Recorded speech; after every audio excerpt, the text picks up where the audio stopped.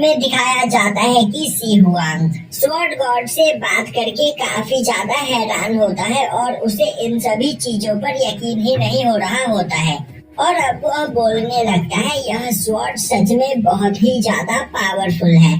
तभी उसके घर के बाहर यूफी और यूचैन आ जाती है और सी हुआंग को आवाज देते हुए बुलाने लगती है।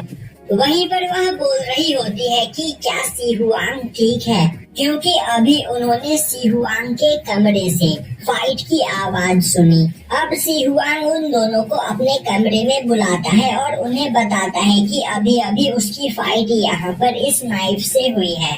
यूनटीआई विला का एक पर्सन मेरे पास यह नाइफ लेकर आया था और वह बोल रहा था कि यह नाइफ लिजी की है जो फाइट के दौरान उससे छूट गई थी और इसका इस्तेमाल हम उसी के खिलाफ कर सकते हैं, तो शायद से यह उन किलर्स की चाल थी। तभी यूफी गुस्से में बोलती है मेरे ख्याल से यूनटीआई विला भी ली फैमिली के साथ मिली हुई है और वह भी यहाँ पर सी हुआंग को मारना चाहते हैं। और अब वह गुस्से में उस बॉक्स को उठाती है जिस बॉक्स के अंदर वह ईवल स्वॉर्ड रखा हुआ होता है, जिसके बाद वह उसे बाहर फेंकते हुए बोलती है वह यहाँ पर यूनटीआई विला के लोगों को नहीं छोड़ेगी।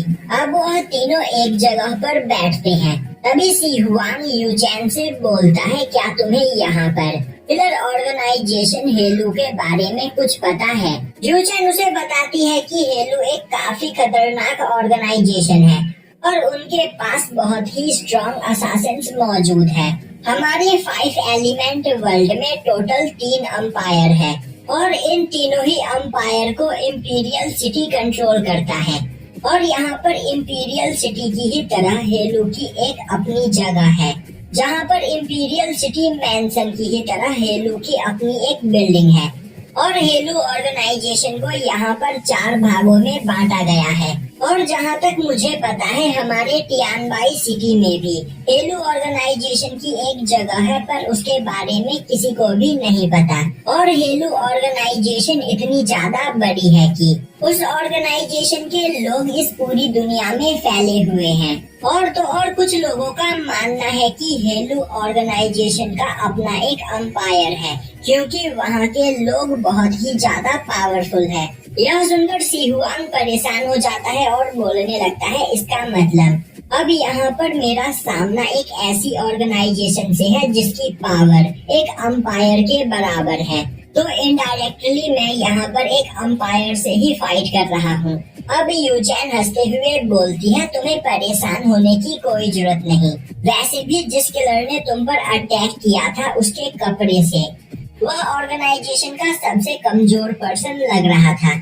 और तो और हमारे टियानबाई सिटी में हेलू ऑर्गेनाइजेशन के ज्यादा पावरफुल लोग मौजूद नहीं हैं, तो तुम्हें डरने की कोई जरूरत नहीं। तभी यूचैन उस ईवल स्वॉर्ड को देखते हुए बोलती है यह एक कर्स स्वॉर्ड है, तो आखिर तुमने इसे कैसे तोड़ा?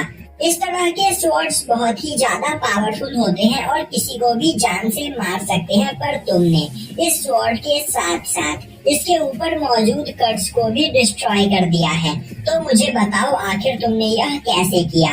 तभी यूफी के पास एक फ्लावर पेटल उड़ता हुआ आता है जिससे उसे पता चल जाता है कि सी हुआंग के घर पर कोई नजर रखे हुए है।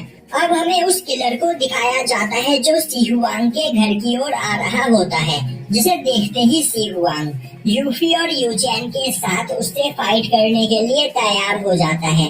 दूसरी ओर वह किलर सी हुआंग के घर की ओर आ ही रहा होता है कि तभी उसे लगता है कि कोई उसे एक जगह से देख रहा है, जो देखते ही वह चौकन्ना हो जाता है। पर तभी पीछे से वहाँ पर प्रिंसिपल सू आते हुए उस किलर पर अटैक करके उसे घायल कर देते हैं और अब वह उसे वहाँ पर पकड़ लेते हैं। तभी उस जगह पर सी हुआंग भी अपने साथियों के साथ आ जाता है, जिसे देखते ही वह किलर बोलने लगता है आखिर ऐसा कैसे हो सकता है, तुम अब तक जिंदा कैसे हो?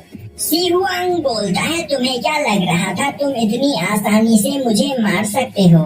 तभी यूचैन आगे आते हुए बोलती है प्रिंसिपल सू आप इस किलर को मेरे हवाले कर दीजिए, मैं इसे टॉर्चर करके इसके मुंह से यहाँ पर सब कुछ निकलवाऊंगी।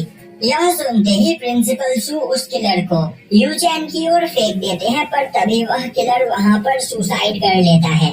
यह देखते ही यूचैन उसके पास जाकर चेक करती है तो उस किलर के मुंह में एक ब्लेड होता है, जिसकी मदद से उसने वहां पर सुसाइड किया होता है। अब सी हुआंग प्रिंसिपल सू को उसकी जान बचाने के लिए थैंक्स करता है। तभी प्रिंसिपल सू उसे बताते हैं कि मैं यहाँ पर टहल रहा था, तभी मैंने लिजी को तुम्हारे घर की ओर आते हुए देखा, जिसे देखते ही मैंने उसका पीछा किया, पर वह अचानक से गायब हो गया। इसीलिए मैं तुम्हें चेक करने के लिए यहाँ पर आ गया और यहाँ पर मुझे यह किलर मिला। तभी यूफी आगे आते हुए प्रिंसिपल सू को बताती है कि यहाँ पर यूनटियाई विला के लोग भी ली फैमिली के साथ मिले हुए हैं।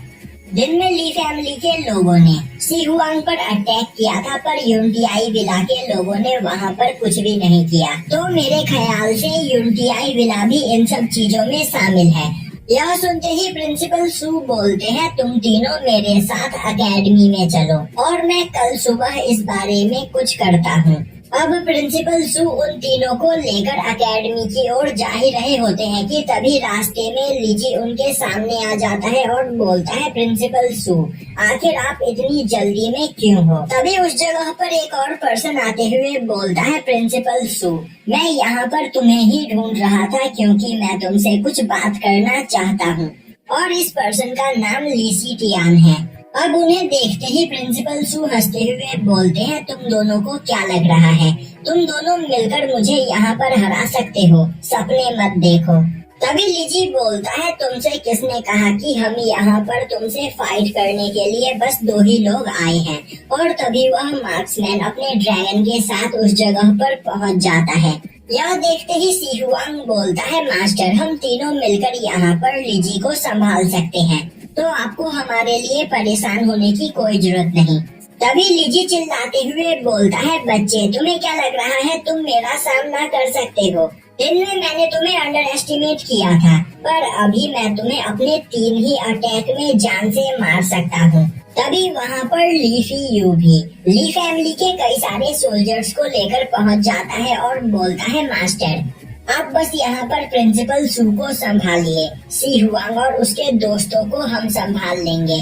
तभी प्रिंसिपल सू बोलते हैं, सी हुआंग सभी को लेकर यहाँ से भागो, तब तक मैं इन लोगों को यहाँ पर रोक कर रखने की कोशिश करता हूँ। और यह बोलते हुए वह अपने मार्शल स्पिरिट को बाहर निकालते हैं। तभी लिजी अपने गोल्डन आर्मर को बाहर निकालते हुए उससे अटैक करने के लिए तैयार हो जाता है। वह मार्क्समैन अपने ड्रैगन को अटैक करने के लिए आगे भेजता है और लीसी टियान अपने फायर सी मार्शल स्पिरिट से प्रिंसिपल सू पर अटैक कर देता है और यहीं पर यह एपिसोड खत्म हो जाता है।